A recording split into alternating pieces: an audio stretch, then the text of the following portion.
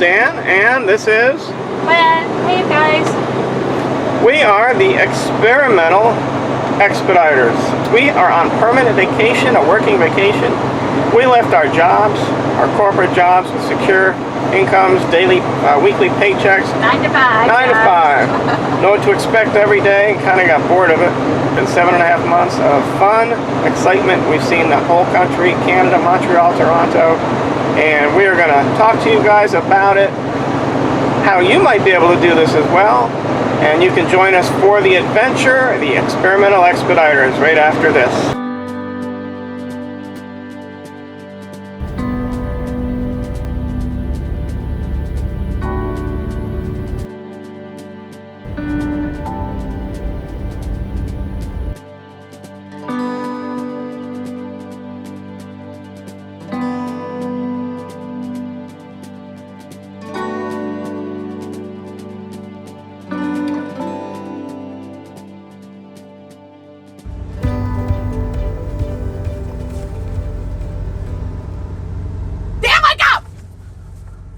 Oh, you don't ever want to do this.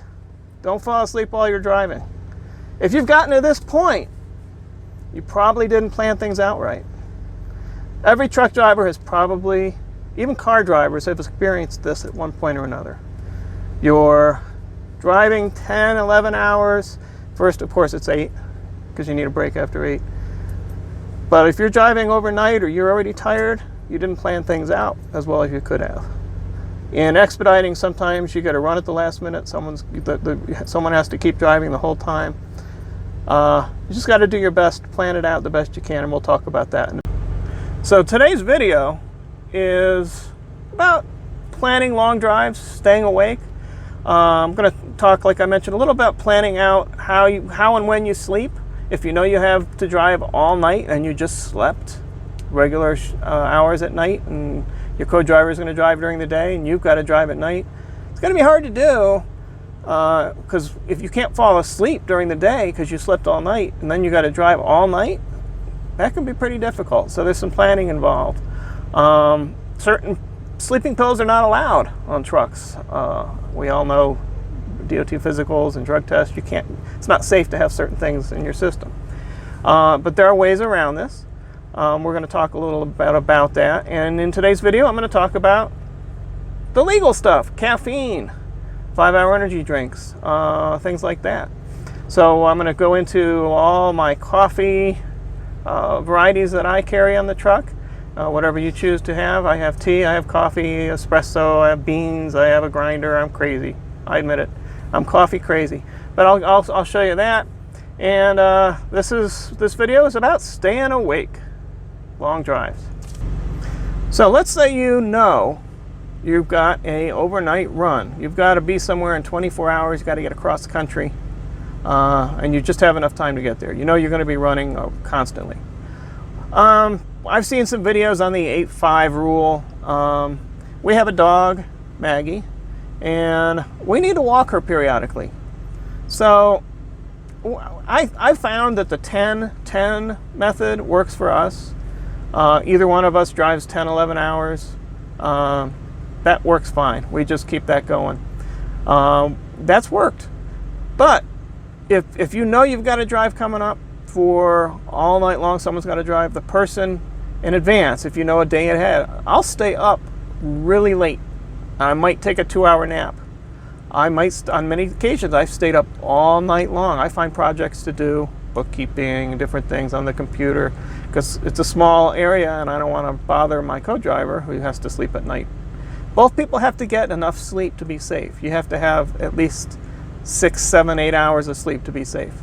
Both people. So if I'm making noise and bothering the other people, that's bad too. Now we're both unsafe. So I'm going to make sure I don't bother the other person. I'm going to try and stay up all night. And that way I can be exhausted enough to fall asleep the next day. That works for me. Maybe it doesn't work for you. You've got something else that works better. But that has worked for me really well. I've found it very difficult as a new truck driver to sleep while my partner's driving. We're new truck drivers. And when we first started out, I think I was scared to death that my co-driver was driving and I'm back there sleeping, and I figured at any minute, what if she falls asleep? I'm going to wind up, the truck's off the road and we're dead. And that truck bounces around so much, every 17 seconds I thought that's what was happening, because it's pretty bumpy back there. So I found it very difficult to fall asleep. It took several weeks of me really getting used to sleeping back there to be able to sleep during the day. A lot of our runs in the beginning didn't require round-the-clock driving. But once you're comfortable falling asleep while the other person is driving, it's not a big deal. But it's not normal for you to sleep during the day while a truck's going 60, 70 miles an hour down the road bouncing around. It's not easy. So that's something to think about. It took a lot of getting used to. So I had to prepare the sleeping area to make sure it's dark. There are covers in our trucks. Some trucks don't have it. You can get the windshield sunscreens, and you can tape those in place in windows. You want to have a nice dark environment. You want to close your curtains. You want to make sure you have an agreement with your co-driver. Don't wake me up unless it's really necessary. Because if she wants a drink and she says, hey Dan, can you get me a drink? And I had just fallen asleep and it's difficult for me to fall back asleep and I got to drive all night. Now we just made a safety issue. So you got to work things out with your driving partner. Make sure you've got an agreement and understanding. Don't wake the other person up unnecessarily because that becomes a safety issue.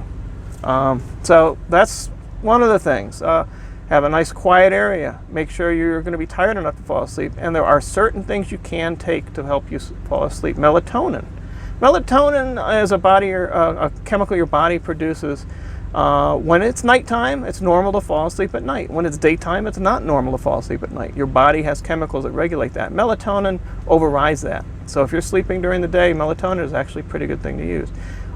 With my experience, I don't wake up groggy after using melatonin. So that's one of the things I use. So there are a couple sleep aids that are legal. There's one I have prescription that is okay per DOT, and I try not to take it very much. If I took it every day, it wouldn't work anymore. Trying to think of the name of that one. I can't think of the name of it. It is legal, and my doctor prescribed it, and I don't really use it very much. However, melatonin. This will help you sleep during the day. You don't need much more than 5 milligrams, probably 10. There's probably more than you need. I get the 10. And another thing that helps you relax is a couple hundred milligrams of L-theanine. L-theanine helps you relax. There are some sleep supplements that include L-theanine, melatonin, chamomile, tryptophan. Those are perfectly fine as well. You just have to take them early enough, an hour or so before you want to go to sleep, because it takes a while for those to work. Melatonin and L-theanine, they take about 30 to 45 minutes to really work. Warm milk, whatever works for you. Make sure you're relaxed. You don't want to have a lot of things on your mind. You don't want to be worried about your co-driver driving. That takes some getting used to. So these are some of the things to help you get to sleep. I'm also going to talk about some things to stay awake. That's next. So I was talking to you about earlier, having a supply of caffeine is important. Now, I think I've overdone it. But I'm fully equipped for whatever choice I've made, depending on if I'm in a hurry or not, if I have the time. Sometimes before I go to bed, I just want some decaf. Sometimes I'm in the mood for some tea, and rather than buy expensive tea bags, I actually bought a pound of bulk tea for about the same price that I would have paid for a box of like 10 or 20 tea bags. And I've got a tea ball. Just open it up, scoop it in, close it, put it in your cup. I can even stir it after it's steeped about 5 minutes. I can stir my if I want a little sugar or cream or something like that. Dump it in the trash, rinse it out, and it's good for the next time. It's always good to have some travel mugs. This is going back. This is my milk frother. I like a latte cappuccino, and because I have an espresso, it froths the coffee enough. I don't feel I need this. Before I had a regular espresso machine and kept this on board, but I don't use it much, so I think I'm gonna bring it back. Another thing I highly recommend you have with you is a kettle. Now, if you have a kettle and you have no other means to make coffee, you can get away with a French press. I'll put that up here for a second. So the original French press. I went online and bought some coffee that was specially ground, coarse ground. Yeah, bold, you know what the rest of the word is. It's just like any other ground coffee. It's finer than I wanted. So if you have a coffee grinder, like a burr grinder, where you can actually change the settings. Let me see if I can get in there. You can change the settings. See, that's even a picture of a French press. You can actually, whoa, I'm getting in, my avalanche is falling. You can get the coarseness or the fineness you want for depending on the type of coffee you're making. So for this, you want a coarser ground. You're going to measure, you want something to measure the coffee with. Measure the coffee. 1 scoop for about a 6-ounce cup. Put the grounds in first. Put enough water for the amount of coffee you put in. This holds about 30 ounces of water. So that's enough coffee for 2 people the way we drink it. Actually, 1.5. And the kettle has a level, shows you how much water you're putting in. So if I'm doing this, you got to convert this one's in liters. So I know how much to put in there based on that. The kettle's really quick. Plugs in, a couple minutes, you've got hot water. You can put the grounds in there, and the steeping process takes 5 minutes. 4 minutes is what they recommend. I do 5 minutes, and you got coffee. If you're really in a hurry, and other than chewing on some coffee beans, which I can't say I haven't done, I've done that. I like to keep some instant coffee on hand. So this is, it happens to be Tim Hortons. I think I bought it in Canada. And I also have, once in a while, I'm in the mood for some chicory coffee, and I'll make that in the French press. But I also save the cans for when I buy beans. My favorite beans to buy is the Starbucks espresso beans. I never use it. I keep my beans, so it keeps them fresh. Some people keep a bag of them in the freezer. If I have a big bag, I'll keep some in the freezer. Some people don't recommend it, some people do, but it keeps the oils good. So if you don't want to grind your coffee and you want an espresso grind, you can always buy Cafe Bustelo, or they have some much less expensive ones in the Latin markets. For about $1.50 you can get a brick of coffee like that. So that is regular coffee that's already ground. Got my beans that I buy pre-ground. This is for an espresso machine. Instant. Talked about my tea. Have decaf beans that sometimes I am in the mood for. And my preferred method of making coffee, after I've tried them all, I've tried the K-Cup, I've tried regular drip coffee makers. I'm not doing a commercial for an espresso. This is the Virtual Line, the new one. And their cartridges are pretty expensive. They're $1 per cartridge. And what does a cartridge look like? This is not it. This is something else.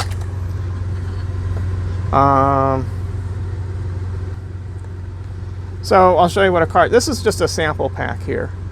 So they have some different flavors. I haven't really found their specialty flavors to be very strong or overwhelmingly noticeable when they say it's got a fruit bouquet or this floral bouquet. I haven't noticed it to be that noticeable. So this is what one of the cartridges looks like if you choose to use an espresso machine. And I'm going to tell you why I've chosen it. It's not just because I like the coffee, because it works well in the truck. I used an espresso machine, a really good one, and if the machine wasn't exactly level, it wouldn't work at all. I thought my machine was broken. So there are different types. Now right here, this is a 5 ounce. So if you can see it on there, 5 ounce. So there's different sizes. So if you look, it's a little wobbly. It's been out of shape a little. That's an espresso cartridge. It's empty. It's been used. I've cleaned it out.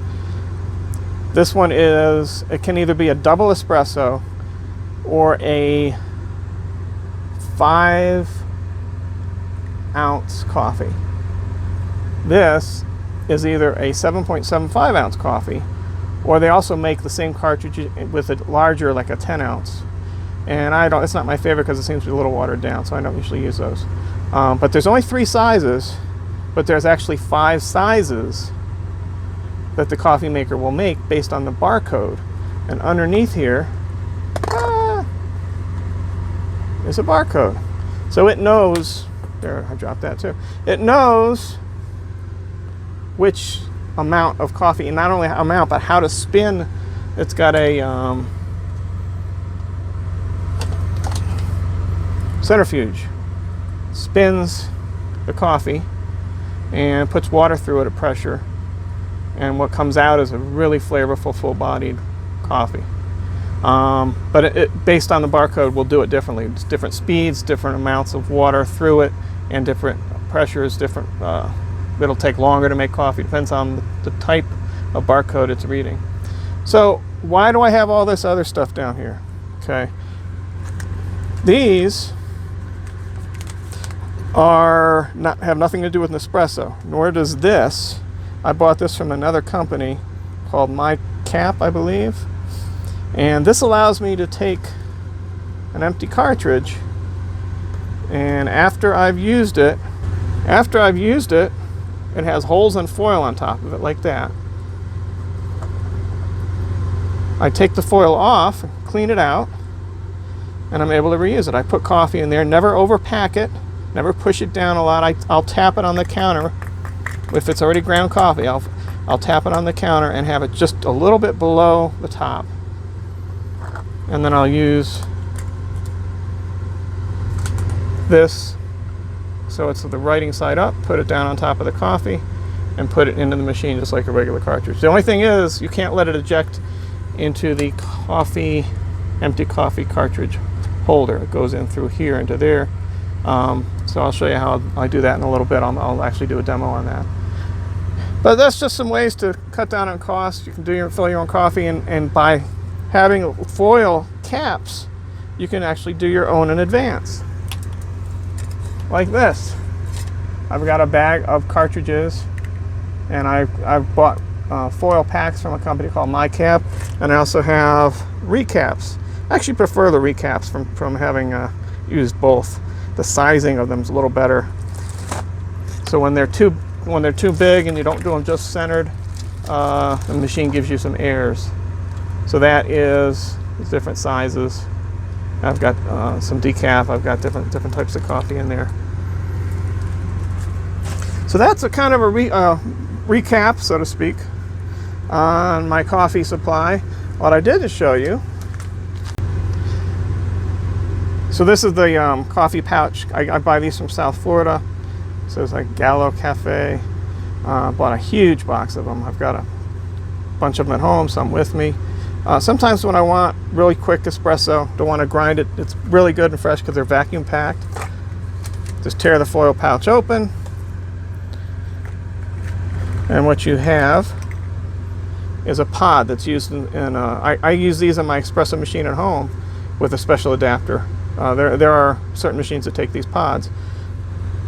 If you take the smallest of the cartridges, which is designed for the espresso, put the pod in there, just fits in there loosely, put it in so it's level,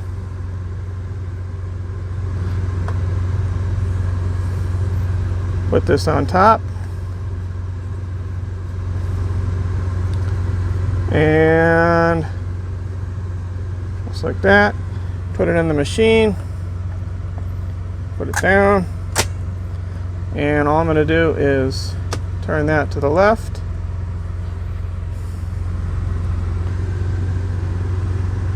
so I've got that closed, and put a cup down here.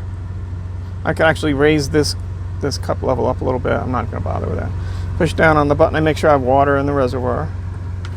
Push down on this little button right here. I just push down on it, and it's going to heat up the water. I can hear my APU working a little harder, and out comes a pretty good cup of espresso. So if I want a latte, I'm probably gonna use 4 of these, and about 5 ounces of milk heated in the microwave with some sweetener. That's my fast latte if I don't feel like grinding coffee. Or if I just want one quick shot of espresso.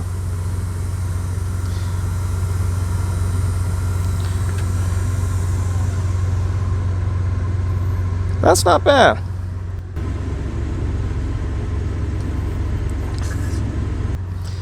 So that's a little wake me upper, like I was telling you earlier. There's a lot of other things you need to do to keep yourself awake for a long drive.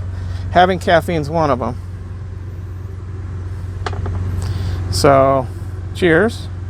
And I'm going to show you my backup plan. So I mentioned a backup plan. And this isn't for everyone. It depends on your health. This might be contraindicated for certain people with high blood pressure or might not have tolerance to one of these. Want to try this out when you're not driving, probably before, make sure you don't have any unusual reactions. This is one of those, you've probably seen these 5-hour energy drinks advertised. So I've tried these. They don't really do that much for me. If I'm starting to get kind of tired and I want a little kick, I might use this. This is not a substitute for pulling over and getting some rest. Never ever let yourself get to where your head's bobbing.